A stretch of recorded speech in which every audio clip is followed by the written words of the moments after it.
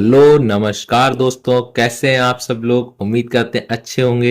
एक बार स्वागत है दोस्तों आप सभी का फिर से अपने YouTube चैनल राघव फार्मा में। दोस्तों आज के टॉपिक में हम बात करेंगे अपना थर्ड यूनिट का लास्ट चैप्टर है दोस्तों, इलेक्ट्रोफोरेसिस।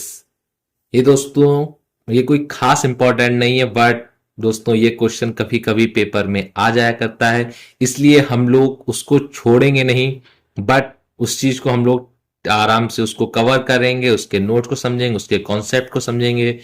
तो दोस्तों चलिए शुरुआत करते हैं अपने टॉपिक की। और दोस्तों उम्मीद करते हैं कि आप लोगों ने हमारे चैनल को सब्सक्राइब कर लिया होगा दोस्तों। नोटिफिकेशन की बेल को ऑन कर लीजिए दोस्तों, ताकि आप जब भी मैं कोई वीडियो अपलोड करूं तो आपको उसका नोटिफिकेशन आप सब तक दोस्तों आराम से पहुंच जाए बिना किसी रुकावट के दोस्तों। तो चलिए दोस्तों बढ़ते हैं अपने टॉपिक की ओर। दोस्तों आज का टॉपिक हमारा है इलेक्ट्रोफोरेसिस। जैसा कि दोस्तों नाम से लग रहा है, इलेक्ट्रो मतलब इलेक्ट्रिसिटी का कुछ इसमें कुछ ना कुछ इस आपका रोल है दोस्तों। तो दोस्तों आखिर समझते हैं हम लोग इलेक्ट्रोफोरेसिस क्या होता है। ऐसे कौन सी ये इलेक्ट्रोफोरेसिस ऐसी हम लोगों की टेक्निक है जो क्रोमेटोग्राफी में दोस्तों यूज की जाती है। तो चलिए दोस्तों समझते हैं पहले इसकी थ्योरी से। Electrophoresis is a physical method of analysis which involves separation of the compounds that are capable of acquiring electric charge in conducting electrodes। तो दोस्तों इसमें आपका क्या होता है, ऐसा फिजिकल मेथड होता है एनालिसिस का, जिसमें हम लोग क्या करते हैं, जो कंपाउंड हमारे हैं, जो हमारे सैंपल में प्रेजेंट कंपोनेंट्स होते हैं, उनको सेपरेशन करने की एक ऐसी टेक्निक होती है जो आपके इलेक्ट्रोड की हेल्प से या आप कह सकते हैं इलेक्ट्रिक चार्ज की हेल्प से, जिसमें हम लोग सैंपल के अपने कंपोनेंट्स को सेपरेट करते हैं दोस्तों। Then electrophoresis is an analytical tool was introduced by Swedish chemist Arne Tiselius in 1930। दोस्तों जो इलेक्ट्रोफोरेसिस हम लोगों की टेक्निक्स है, ये किसने प्रोवाइड की है, हम लोगों को किसने इंट्रोड्यूस कराया है दोस्तों। एक स्वीडिश देश के एक केमिस्ट थे जिनका नाम था आर्ने टिसेलियस। इन्होंने कराई थी 1930 में दोस्तों, हम लोगों को इंट्रोड्यूस पूरे संसार को बताया इन्होंने अपनी इस टेक्निक इलेक्ट्रोफोरेसिस के बारे में।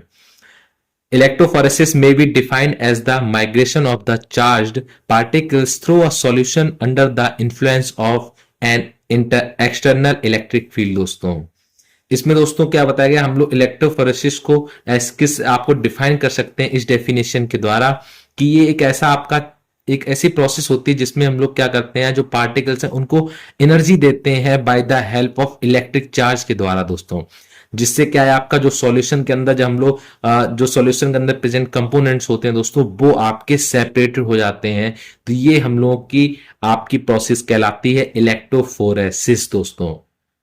अब दोस्तों हम लोगों की नई हेडिंग आती है प्रिंसिपल ऑफ इलेक्ट्रोफोरेसिस। जो इलेक्ट्रोफोरेसिस टेक्निक है दोस्तों, उसका प्रिंसिपल क्या है, किस आपके प्रिंसिपल पे बेस्ड होती है दोस्तों। तो the charge molecules under the influence of electric field migrate towards opposite charge electrode दोस्तों। देन आपका आता है those molecules with positive charge move towards cathode and negative molecules move towards anode दोस्तों। When electricity is applied, the molecules start moving to respective electrode। दोस्तों ये क्या होता है कि आपका जो मॉलिक्यूल्स होते हैं वो आपके जो चार्ज मॉलिक्यूल दोस्तों होते हैं, वो क्या होता है आपका इलेक्ट्रिक फील्ड में आपका अपोजिट इलेक्ट्रोड की तरफ रन करते हैं दोस्तों। जैसे कि आपका अगर जो पॉजिटिव चार्ज है वो आपका कैथोड यानी निगेटिव आपकी जो एनोड होती है उसकी तरफ दौड़ेगा, और जो आपका निगेटिव मॉलिक्यूल्स हैं वो आपके एनोड यानी पॉजिटिव चार्ज की तरफ दोस्तों जाएंगे। जब आपकी इलेक्ट्रिसिटी को अप्लाई किया जाता है तो आपके जो मॉलिक्यूल्स हैं वो अपने अपने रिस्पेक्टिवली इलेक्ट्रोड की तरफ मूव करना स्टार्ट कर देते हैं दोस्तों। जैसा कि आप लोग डायग्राम में दोस्तों देख सकते हैं कि जो आपके नेगेटिव चार्ज है वो दोस्तों आपका एनोड की तरफ मूव कर रहे हैं, और जो आपका पॉजिटिव चार्ज है दोस्तों वो कैथोड की तरफ आपका मूव कर रहा है दोस्तों। आपकी फिर थ्योरी आती है, but the movement is influenced by molecular weight and charge on the molecules. If charge on molecule is more, then migration is faster and if charge on molecules is less then migration is slower when a mixture is placed on the electrophoresis paper और agarose gel different bands are seen along the paper after the process दोस्तों। ठीक है, इसका दोस्तों क्या होता है कि जब आपके मॉलिक्यूल्स ज्यादा चार्ज हो जाते हैं तो उसका माइग्रेशन तेज हो जाता है, और अगर आपके मॉलिक्यूल जो आपके मॉलिक्यूल्स है उनका चार्ज अगर आपका कम रहता है तो आपका माइग्रेशन स्लो होता है दोस्तों। इसका एक फॉर्मूला आता है दोस्तों, ये कभी कभी 2 नंबर में भी पूछ देते हैं कि इलेक्ट्रोफोरेसिस का आपका फॉर्मूला क्या होता है दोस्तों, जिसमें आपका इलेक्ट्रोफोरेटिक मोबिलिटी को आपको मेजर किया जाता है दोस्तों। तो उसके लिए फॉर्मूला होता है mu is equal to q upon 6 pi r n दोस्तों। इसमें आपका क्या होता है, आप जहां पे आपका म्यू होता है इलेक्ट्रोफोरेटिक मोबिलिटी होती है, क्यू बराबर charge of the molecules, R बराबर radius of the molecules and eta बराबर होता है दोस्तों विस्कोसिटी ऑफ द मीडियम दोस्तों। ठीक है, जो हमारा मीडियम है उसकी वो कितना गाढ़ा है कितना आपका पतला है इसकी विस्कोसिटी के ऊपर डिपेंड होता है दोस्तों। आप इसमें डायग्राम पे जरूर फोकस कीजिएगा, डायग्राम जरूर बनाइएगा। अगर आप डायग्राम नहीं बनाएंगे दोस्तों तो वहां पे मार्क्स को गेन करने में थोड़ी दिक्कत आ सकती है, ये चीज मैं आपसे हर वीडियो में दोस्तों कहता हूं। तो अब चलिए बढ़ते हैं अपने नेक्स्ट हेडिंग की ओर, फैक्टर अफेक्टिंग ऑफ इलेक्ट्रोफोरेसिस। ऐसे कौन से फैक्टर्स होते हैं दोस्तों जो इलेक्ट्रोफोरेसिस की प्रोसेस को आपको अफेक्ट करते हैं दोस्तों। देखिए कुछ इस प्रकार कौन से होते हैं, 4 मोस्टली आपके अफेक्ट करने वाले फैक्टर्स होते हैं दोस्तों। पहला होता है सैंपल, दूसरा होता है इलेक्ट्रिक फील्ड, तीसरा होता है बफर और चौथा होता है सपोर्टिंग मीडियम दोस्तों। इसके भी अपने अपने पार्ट हैं दोस्तों, जैसे सैंपल में आपका चार्ज, साइज या शेप, इलेक्ट्रिक फील्ड में वोल्टेज, करंट, रेसिस्टेंस, बफर में आपका आता है कंपोजिशन, आयनिक और पीएच, और आपका लास्ट में आता है सपोर्टिंग मीडियम दोस्तों, जिसमें आपका आता है एडजॉर्प्शन, इलेक्ट्रो इंडोसोमेस्र और लास्ट आता है आपका मॉलिक्यूलर सीविंग दोस्तों। तो ये दोस्तों आपके कुछ फैक्टर अफेक्टिंग है आपके जो इलेक्ट्रोफोरेसिस की प्रोसेस को अफेक्ट करते हैं। ये दोस्तों आपका डायग्राम है, ये आप देख सकते हैं अपनी स्क्रीन पर कि ये क्या है आपका इलेक्ट्रिक फील्ड, इसका इलेक्ट्रिक फील्ड कैसा है, ये आपका जो सैंपल है उसका कितना बफर है, उसका आपका जो सैंपल है, लास्ट आता है आपका सपोर्टिंग मीडियम जिससे ये सपोर्ट करता है पूरा प्रोसेस। ये चीज आपके इसमें फैक्टर करते हैं दोस्तों। डायग्राम ये भी जरूर बनाइएगा दोस्तों। ठीक है, जो दोस्तों हम लोगों ने अभी फैक्टर अफेक्टिंग पढ़े उनके बारे में थोड़ा एक एक लाइन लिख देते हैं। क्या, जैसे सैंपल है, सैंपल का पहला था दोस्तों चार्ज। तो चार्ज क्या होता है, rate of migration increase with increase in net charge, it depends on pH दोस्तों। पीएच के ऊपर आपका चार्ज डिपेंड करेगा दोस्तों। साइज क्या आता है, rate of migration decrease for larger molecules दोस्तों। जिस आपके जो मॉलिक्यूल्स बड़े होंगे वो आपका रेट ऑफ माइग्रेशन कम कर देंगे ऑटोमेटिक दोस्तों। देन आपका आता है shape, molecules have similar charge but differ in shape, exhibit different migration rate दोस्तों। अगर आपका जो शेप है जो उसका आपका डिफर होगा तो वो आपके माइग्रेशन को एग्जिबिट कर देंगे, कम कर देंगे, रिड्यूस कर देंगे दोस्तों। फिर सेकंड आपका आता है इलेक्ट्रिक फील्ड दोस्तों। जैसा कि आप लोगों ने बहुत पहले से ओम का लॉ पढ़ा होगा, V is equal to I R. तो उसमें आपका क्या होता है, बी हमारा वोल्टेज होता है, आई आपका करंट होता है, आर आपका रेजिस्टेंस होता है दोस्तों। तो ये तीनों भी एक दूसरे को इफेक्ट डालते हैं दोस्तों। कैसे, वोल्टेज, इन वोल्टेज में क्या है, increase in voltage leads to increase in rate of migration दोस्तों। अगर हम लोग वोल्टेज को बढ़ाएंगे तो हमारा रेट ऑफ माइग्रेशन भी इंक्रीज हो जाएगा। देन आपका आता है current, increase in current leads to increase in voltage so the migration also increase दोस्तों। अगर हम लोग करंट को बढ़ाएंगे, इस करंट को जब बढ़ाएंगे तो हमारा वोल्टेज भी बढ़ जाएगा, और वोल्टेज बढ़ेगा तो हमारा ऑटोमेटिक रेट ऑफ माइग्रेशन भी बढ़ जाएगा दोस्तों। Resistance, if resistance increase migration decrease है दोस्तों। अगर हम लोग रेसिस्टेंस को बढ़ाएंगे, अगर हम लोग बाधाएं को बढ़ाएंगे, अगर हम लोग करंट को फ्लो होने में बीच बीच में नई कई सारी बाधाएं लगा देंगे तो रेट ऑफ माइग्रेशन है वो आपका गिर जाएगा दोस्तों, डिक्रीज हो जाएगा। देन आपका नेक्स्ट पॉइंट आता है दोस्तों बफर। बफर क्या होता है, buffer determines the pH of the supporting medium दोस्तों। सपोर्टिंग मीडियम जो हमारा होता है उसके पीएच को जो बफर है वो आपका डिटरमाइन करता है। बफर का ये काम होता है दोस्तों कि आपका सपोर्टिंग मीडियम के पीएच को मापना, मेजर करना। दोस्तों आज की वीडियो थोड़ी बड़ी होने वाली है, लेकिन हम लोग कोशिश पूरी करेंगे कि एक वीडियो में ही हम लोग अपने पूरे टॉपिक इलेक्ट्रोफोरेसिस को कंप्लीट कर लें, क्योंकि इसमें दोस्तों techniques of paper, gel, capillary, electrophoresis दोस्तों ये 3 टॉपिक हैं जो काफी इंपॉर्टेंट है दोस्तों। इसके बीच के अंदर के पार्ट पूछ लिए जाते हैं, इसलिए विद डायग्राम विद थ्योरी हम लोग इसको समझेंगे। इसलिए इसको कोशिश करेंगे कि आज एक ही वीडियो में, थोड़ी ज्यादा बड़ी वीडियो हो जाएगी लेकिन कोशिश करेंगे दोस्तों एक वीडियो में ही हमारा टॉपिक कंप्लीट हो जाए। दोस्तों नेक्स्ट हेडिंग आती है आपकी क्लासिफिकेशन ऑफ इलेक्ट्रोफोरेसिस। तो इलेक्ट्रोफोरेसिस का क्लासिफिकेशन दोस्तों 2 तरह का होता है। पहला होता है जोन इलेक्ट्रोफोरेसिस, दूसरा होता है मूविंग बाउंड्री इलेक्ट्रोफोरेसिस। 2 तरह का दोस्तों क्लासिफिकेशन होता है। तो जोन वाला पहले हम लोग देखते हैं। जोन में आपके 4 पार्ट आते हैं दोस्तों, पेपर इलेक्ट्रोफोरेसिस, जेल इलेक्ट्रोफोरेसिस, फिर आता है थिन लेयर इलेक्ट्रोफोरेसिस, आपका एक और आता है सेल्यूलोज एसीटेट इलेक्ट्रोफोरेसिस। 2 पार्ट दोस्तों इसी में आते हैं, एक आपका पेपर इलेक्ट्रोफोरेसिस और दूसरा जेल इलेक्ट्रोफोरेसिस। ये 2 पार्ट दोस्तों आपके जोन इलेक्ट्रो वाले में आते हैं। और सेकंड आपका आता है मूविंग बाउंड्री इलेक्ट्रोफोरेसिस। इसमें भी आपके 4 ही पार्ट होते हैं, जिसमें से एक हमारा जो सिलेबस में वो भी इसी के अंतर्गत आता है, कैपिलरी इलेक्ट्रोफोरेसिस। दूसरा आता है दोस्तों आइसोटैकोफोरेसिस, तीसरा आता है आइसो इलेक्ट्रिक फोकसिंग, और लास्ट आपका आता है इम्यूनो इलेक्ट्रोफोरेसिस। दोस्तों कोई बात नहीं दोस्तों, इसके आप नाम याद कर लीजिएगा। इसके अंदर की चीज अगर आपको याद ना रहे, इसके अंदर की थ्योरी आपको याद नहीं रहती है, तो केवल नाम ही दोस्तों याद कर लीजिएगा। बाकी जो 3 हमारे मेन है, हम लोग केवल उनको ओपन करेंगे, उनकी थ्योरी लिखेंगे, उनकी आपकी वर्किंग समझेंगे, उनकी मैथोलॉजी समझेंगे। ठीक है दोस्तों, तो हम लोग जो सिलेबस में ये कभी कभी पेपर इलेक्ट्रोफोरेसिस दोस्तों केवल एक ही टॉपिक पूछ सकते हैं 7 नंबर में कि पेपर इलेक्ट्रोफोरेसिस क्या होता है। तो दोस्तों हमें 7 नंबर में अगर आप इसी हिसाब से लिखेंगे दोस्तों 1 या 1.5 पेज का, तो भाई आपको 2 या 3 नंबर मिलेंगे। वहां पे हम लोग मार्क का काफी गिरावट आ जाएगी दोस्तों। तो इसलिए हम लोग मार्क गेन करने के लिए हम लोग इसे भी उसी तरह से टॉपिक को तैयार करेंगे दोस्तों। ठीक है, तो चलिए देखते हैं पहला पेपर इलेक्ट्रोफोरेसिस। पेपर इलेक्ट्रोफोरेसिस को क्या होता है? Paper electrophoresis is a type of zone electrophoresis and this is very important method in all laboratory. दोस्तों ये आपका जोन इलेक्ट्रोफोरेसिस का आपका मेथड होता है दोस्तों, एक टाइप होता है, और ये मेथड ज्यादातर लेबोरेटरी में दोस्तों यही यूज किया जाता है। दोस्तों ये किस प्रिंसिपल पे बेस होता है? तो the charge carried by a molecule depends on the pH of the medium. दोस्तों जिसका आप चार्ज का जो इसका मॉलिक्यूल्स होते हैं वो किस पे डिपेंड होते हैं दोस्तों? मीडियम के पीएच पर डिपेंड होते हैं।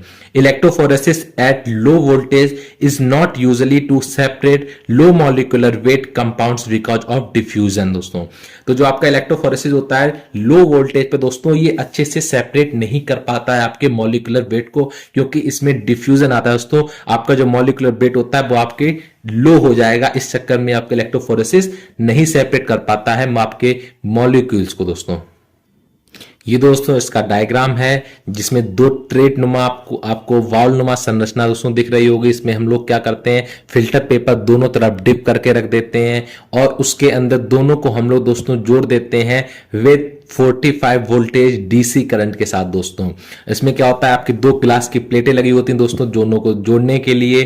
देन उसके बाद हम लोग उसमें सैंपल्स के डॉट रख देते हैं। उसके बाद दोस्तों इसमें आपका करंट फ्लो किया जाता है। दोस्तों करंट फ्लो के साथ साथ इसमें हम लोग बस ये ध्यान रखते हैं कि ओवर हीटेड ना हो दोस्तों, हम लोगों की जो ये प्रोसेस है ओवर हीटेड ना हो जाए, जिससे फिल्टर पेपर हमारे कहीं जल ना जाए। दोस्तों ज्यादा से ज्यादा दोस्तों हम लोग इसमें 2 घंटे का टाइम लेते हैं। 2 घंटे से ओवर होने के बाद होने नहीं देते हैं, इसके पहले स्विच को, उसके पावर को हम लोग ऑफ कर देते हैं। इसके बाद इसके टेम्परेचर को हॉट ओवन में दोस्तों रखकर हम लोग उस पेपर को सुखा लेते हैं, फिर उसको ऊपर एनालिसिस करते हैं, मेजरिंग करते हैं। तो यही दोस्तों इसकी प्रोसेस होती है। आइए पढ़ लेते हैं थ्योरेटिकल प्रोसीजर क्या होता है हमारा। After the sample has been applied to the paper and the paper has been equilibrate with the buffer, the current is switched on, the device proceeding stable voltage or current is available. Frequent observation is necessary to run electrophoretic apparatus. Overheating can be avoided by placing the entire equipment in the cooled room. The process does not take longer than 2 hour. जैसा दोस्तों मैंने आपसे कहा था 2 घंटे से ज्यादा हम लोग इस प्रोसीजर को नहीं लेते हैं, 2 घंटे से ज्यादा। After 2 hours switch off the power and paper is remove. 2 घंटे से ऊपर होता है तो 2 घंटे बाद हम लोग क्या करते हैं, पावर को ऑफ करते हैं, पेपर को निकाल लेते हैं दोस्तों। And the paper is dried in hot oven at 110 degree centigrade पे। दोस्तों इसके हम लोग क्या करते हैं, ठंडा करते हैं, सुखाते हैं दोस्तों। अब दोस्तों देख लेते हैं इसकी कुछ एप्लीकेशंस हैं, क्या क्या इसके अनुप्रयोग हैं पेपर इलेक्ट्रोफोरेसिस के। It is used in serum analysis. दोस्तों सीरम के विश्लेषण में इसका यूज किया जाता है आपका पेपर इलेक्ट्रोफोरेसिस का। दोस्तों analysis of muscles protein, egg white protein, milk protein, कुल मिला के दोस्तों इसको आप इलेक्ट्रोफोरेसिस का, पेपर इलेक्ट्रोफोरेसिस का दोस्तों यूज करते हैं हम लोग प्रोटीन की एनालिसिस में। जैसे आपके कई प्रकार की प्रोटीन हो गई, muscles protein, egg white protein, milk protein. दोस्तों इन प्रोटीन को भी एनालिसिस करने के लिए भी यूज किया जाता है आपका पेपर इलेक्ट्रोफोरेसिस। दोस्तों आपका सेकेंड टॉपिक अब आता है दोस्तों जेल इलेक्ट्रोफोरेसिस। पहला दोस्तों हम लोग का पेपर वाला था। अब आपका जैसे केवल अगर पेपर आपका आता है, पेपर इलेक्ट्रोफोरेसिस किसे बोलते हैं, तो दोस्तों आपको पहले इलेक्ट्रोफोरेसिस बताना है, इलेक्ट्रोफोरेसिस का प्रिंसिपल बताना है, देन आपको ओपन करना है क्लासिफिकेशन ऑफ इलेक्ट्रोफोरेसिस, जिसमें से आपको क्लासिफिकेशन का चार्ट बना करके दोस्तों फिर आपको बताना है कि पेपर इलेक्ट्रोफोरेसिस क्या होता है। तब इसको ये चीज आपको ओपन करेंगे, इसके प्रोसीजर को ओपन करेंगे, इसका डायग्राम बनाएंगे, तब जाके दोस्तों आपका 7 नंबर का क्वेश्चन बिल्कुल क्लियर होगा, लगभग 5 पेज का दोस्तों। ठीक है दोस्तों, कोशिश करिएगा 4 पेज से कम बिल्कुल भी ना हो दोस्तों, क्योंकि 7 नंबर में दोस्तों 4 पेज तो बहुत ही ज्यादा कंपलसरी होते हैं। और दोस्तों बहुत ज्यादा अगर आप खींचे तो 5, 5.5, 5.5 से ऊपर दोस्तों ना खींचे। नहीं सोचे आप 7 नंबर का क्वेश्चन है तो 7 नंबर को हम पूरे लाने के लिए 10 पेज भर दें दोस्तों, तो वो आपका एग्जामिनर है वो आपका बोर हो जाएगा उस क्वेश्चन को, आंसर को देखते देखते दोस्तों। इसलिए इतना इरिटेट नहीं करना है एग्जामिनर दोस्तों, लिमिटेड लिखना है। ठीक है, अब दोस्तों हमारा आता है second topic gel electrophoresis. Gel electrophoresis is a laboratory method used to separate mixture of DNA, RNA according to molecular size। जो दोस्तों आपका जेल इलेक्ट्रोफोरेसिस होता है वो आपका लेबोरेटरी मेथड होता है। किस लिए यूज किया जाता है कि आपका डीएनए आरएनए के जो मिक्सर होते हैं उनको सेपरेट करने के लिए दोस्तों। ठीक है, बात आपका in gel electrophoresis the molecules to be separated are pushed by an electric field through a gel that contains small pore. इसमें आपका दोस्तों इस प्रोसेस में क्या होता है, जो आपके मॉलिक्यूल्स होते हैं उनको अलग कैसे किया जाता है, इलेक्ट्रिक फील्ड के द्वारा, जो पुश करता है किसके द्वारा, जेल के द्वारा, जिसमें आपके छोटे छोटे छेद या छोटे छोटे पोर्स आपके प्रेजेंट रहते हैं। The molecules travel through the pores in the gel at a speed. जो आपके मॉलिक्यूल्स होते हैं वो उन छेद से, उन पोर से जेल के जो है उनमें बहुत तेजी से स्पीड से आपका ट्रेवल करते हैं दोस्तों।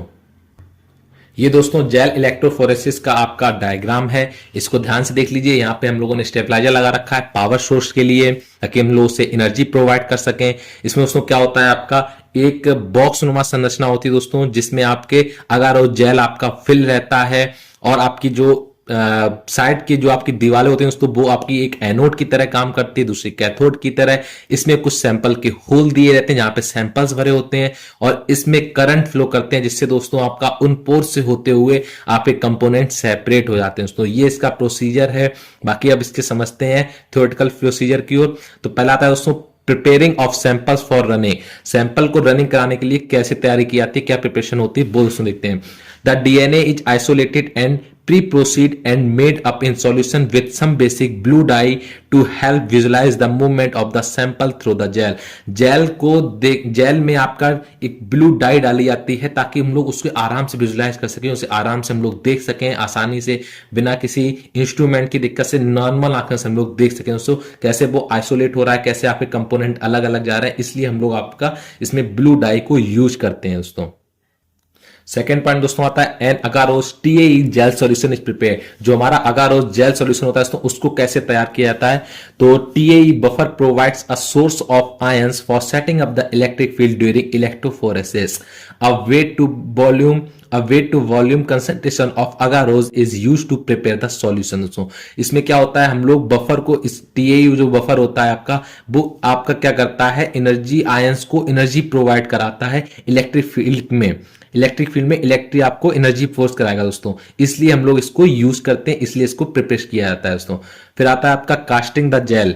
The agarose TAE solution is poured into a casting tray that once the gel solution has cooled down and solidified। दोस्तों जो अगारोस टीएई सॉल्यूशन होता है उसको हम लोग फैला देते हैं, आपका कास्टिंग ट्रे दोस्तों होती है उसमें हम लोग फैला देते हैं। जब कब फैलाते हैं, जब एक बार आपका जो जेल सॉल्यूशन होता है वो ठंडा होने के बाद जब सॉलिड हो जाता है तब दोस्तों। देन आपका आता है लोडिंग द जेल। हम लोग जेल को कब उसको लोड करेंगे, the gel chamber wells are loaded with the DNA sample. जो उसमें आपकी जेल की जो आपकी वॉल्स होती हैं उसको हम लोग क्या करते हैं, डीएनए सैंपल के द्वारा लोड कर देते हैं दोस्तों। फिर आपका आता है electrophoresis. The negative and positive leads are connected to the chamber and to a supply power supply where voltage is set। जहां हम लोग उसको वोल्टेज एक बार पहले से सेट कर देते हैं कि हम लोग का इतना ही आपका वोल्ट आएगा, उसमें वोल्टेज आएगा। उसको करने के बाद हम लोग पावर सप्लाई को ऑन कर देते हैं। Turning on the power supply set up the electric field, और वो आपका इलेक्ट्रिक फील्ड को क्रिएट कर देता है दोस्तों। अब दोस्तों देख लेते हैं कुछ एप्लीकेशंस हमारी जेल इलेक्ट्रोफोरेसिस की, क्या क्या इसके अनुप्रयोग हैं। Estimation of the size of DNA molecules following restriction enzyme digestion. दोस्तों ये क्या आपका डीएनए के साइज को आपका एस्टिमेट करता है, पता करता है, डिटरमाइन करता है दोस्तों। एनालाइज ऑफ पीसीआर प्रोडक्ट, जो पीसीआर प्रोडक्ट होते हैं और उनको भी आपका ये एनालाइज करने का काम करता है gel electrophoresis. Separation of DNA and RNA molecules, DNA और आरएनए मॉलिक्यूल्स को सेपरेट करने का भी काम करती है आपकी जेल इलेक्ट्रोफोरेसिस दोस्तों। अब दोस्तों हम लोग का थर्ड आता है आपका पार्ट कैपिलरी इलेक्ट्रोफोरेसिस। दोस्तों ये हम लोग का लास्ट पार्ट है आपका इलेक्ट्रोफोरेसिस के क्लासिफिकेशन से। दोस्तों आइए जानते हैं ये क्या होता है। The principle behind this electrophoresis is that charged molecules will migrate toward that opposite pole and separate from each other based on physical characteristics। दोस्तों a high voltage is applied। Capillaries are typically of 50 micrometer inner diameter and 0.5 to 1 meter in length। दोस्तों due to electro-osmotic flow all sample components migrate toward the negative electron। The capillary can also be filled with a gel which eliminates the electro-osmotic flow। ये इसका diagram होता है दोस्तों आपका capillary electrophoresis का, जिसमें हम लोग हाई वोल्टेज पावर सप्लाई देते हैं। एक तरफ कैथोड को जोड़ते हैं, एक तरफ एनोड को जोड़ते हैं। दोनों तरफ बफर आपका रहता है, एक तरफ पॉजिटिव का काम करता है, एक तरफ एनोड का काम करता है दोस्तों, एक तरफ कैथोड का काम करता है, और बीच में रखते हैं सैंपल, और दोनों आपके बफर को जोड़ते हैं with the help of capillary. इसी वजह से इसका नाम पड़ा है दोस्तों कैपिलरी इलेक्ट्रोफोरेसिस। ठीक है दोस्तों, फिर इसको डिटेक्ट करने के लिए हम लोग बीच में डिटेक्टर लगाते हैं जो आपका रीडिंग एनालिसिस करके आपके स्क्रीन पे शो कराती है इलेक्ट्रिक सिग्नल के रूप में। दोस्तों ये इसका डायग्राम है दोस्तों। अब इसकी वर्किंग हम लोग समझ लेते हैं क्या है। वर्किंग समझने से पहले दोस्तों इतना जरूर ध्यान रखिए, कैपिलरी का जो डायामीटर होता है वो कितना होता है आपका 50 माइक्रोमीटर आपका इनर डायामीटर होता है, यानी इतनी खोखली होती है दोस्तों। और इसकी लेंथ कितनी होती है 0.5 मीटर से लेके आपकी 1 मीटर तक दोस्तों, केवल इतनी ही बड़ी होती है ये। और इसका डायामीटर कितना होता है, इसका व्यास कितना होता है 50 माइक्रोमीटर दोस्तों। ठीक है, चलिए देखते हैं अपनी वर्किंग की ओर, अपना मेथोडोलॉजी की ओर दोस्तों। पहला आता है high voltage injection. Potential is applied causing the sample to enter capillary by combination of ionic attraction दोस्तों। सेकंड आता है आपका pressure injection. Pressure difference is used to drive the sample into capillary by applying vacuum. Neutral molecules moves at the same speed as the electro-osmotic flow. Negatively charged molecules lag behind। ये था दोस्तों आपका capillary electrophoresis. ये दोस्तों आपके तीनों part हो गए। कोई भी पार्ट आए बस केवल आप डायग्राम समझिए, वर्किंग समझिए दोस्तों। और डायग्राम की दोस्तों आप पूरे इंस्ट्रूमेंटल में जो आपके एनालिसिस दोस्तों आपके जितने भी डायग्राम है सबकी प्रैक्टिस करते रहिएगा दोस्तों बीच बीच में, जिससे आप डायग्राम अगर आपको याद रहा दोस्तों आपको पूरा क्रोमेटोग्राफी आपका स्पेक्ट्रोस्कोपी जो भी होगा दोस्तों पूरा आपको सब कुछ उसकी थ्योरी याद रहेगी। बस डायग्राम को बीच बीच में प्रैक्टिस करते रहिएगा दोस्तों। चलिए अब देखते हैं हम लोग कैपिलरी की एप्लीकेशंस क्या होती हैं कैपिलरी इलेक्ट्रोफोरेसिस की दोस्तों। पहला आता है एस्टिमेशन ऑफ डीएनए मॉलिक्यूल। जो डीएनए मॉलिक्यूल होते हैं उनको पता लगाने के लिए कैपिलरी इलेक्ट्रोफोरेसिस का यूज किया जाता है दोस्तों। देन आपका आता है analysis of PCR product. PCR product का भी आपको एनालिसिस किया जाता है इसी के द्वारा। इन मेडिकल रिसर्च में आपकी यूज की बहुत की जाती है, काफी की जाती है दोस्तों ये कैपिलरी इलेक्ट्रोफोरेसिस। फिर आता है एग्रीकल्चर टेस्टिंग, जो आपके कृषि विभाग से रिलेटेड जो आपकी टेस्टिंग होती है उसमें भी आपका यूज किया जाता है capillary electrophoresis. In determining molecular weight of protein, जो आपका प्रोटीन का मॉलिकुलर वेट होता है उसको पता करने के लिए भी आपकी यूज की जाती है कैपिलरी इलेक्ट्रोफोरेसिस की प्रोसेस दोस्तों। फिर आता है दोस्तों separation of most small fragment of DNA. जो डीएनए के बहुत छोटे छोटे फ्रेगमेंट्स होते हैं दोस्तों उसको भी सेपरेट करने के लिए ही इस टेक्निक्स का यूज किया जाता है इन फॉरेंसिक साइंस। और फॉरेंसिक साइंस में भी दोस्तों इसका यूज किया जाता है आपका इस टेक्निक का। दोस्तों ये था आपका आज का टॉपिक इलेक्ट्रोफोरेसिस। आज की वीडियो थोड़ी बड़ी हो गई दोस्तों, लेकिन उम्मीद करते हैं कि आप लोगों के टॉपिक समझ में आया होगा। और मैंने पूरी कोशिश की है कि एक वीडियो में इलेक्ट्रोफोरेसिस के आपके पूरे टॉपिक को कंप्लीट कर सके दोस्तों। वरना मैं आपको पहले पेपर आपके इलेक्ट्रोफोरेसिस, जेल और आपकी कैपिलरी, ये तीनों अलग अलग वीडियोस में बताने की सोच रहा था दोस्तों, लेकिन टाइम थोड़ा कम है हमारे पास दोस्तों, और आपके एग्जाम भी आने वाले हैं। इसलिए मैं कोशिश करूंगा जल्दी से जल्दी मैं आपकी पूरा सब्जेक्ट जल्दी से कवर करूं और दूसरा सब्जेक्ट लेने की जल्दी से जल्दी दोस्तों कोशिश करूं। बाकी आपको उम्मीद करते हैं समझ में आएगा दोस्तों। तो आप चैनल को सब्सक्राइब कीजिएगा, वीडियो को शेयर कीजिएगा अपने दोस्तों के साथ में। कोई चीज समझ में आई दोस्तों तो कमेंट कीजिएगा, बाकी वीडियो को लाइक कीजिए दोस्तों। अब मिलते हैं हम लोग नेक्स्ट यूनिट के साथ बहुत ही जल्द सो नेक्स्ट वीडियो में। तो अगले दोस्तों वीडियो में हम लोग कवर करेंगे गैस क्रोमेटोग्राफी दोस्तों। ये दोनों आपके अगले टॉपिक आने वाले हैं, गैस क्रोमेटोग्राफी और एचपीएलसी। ये दोनों दोस्तों 100% एक क्वेश्चन आपके 10 नंबर में आना ही आना है दोस्तों। तो जल्दी जल्दी वीडियो लेके आएंगे। तब तक दोस्तों खुश रहिए, पढ़ते रहिए। तब तक मिलते हैं नेक्स्ट वीडियो में। Thank you.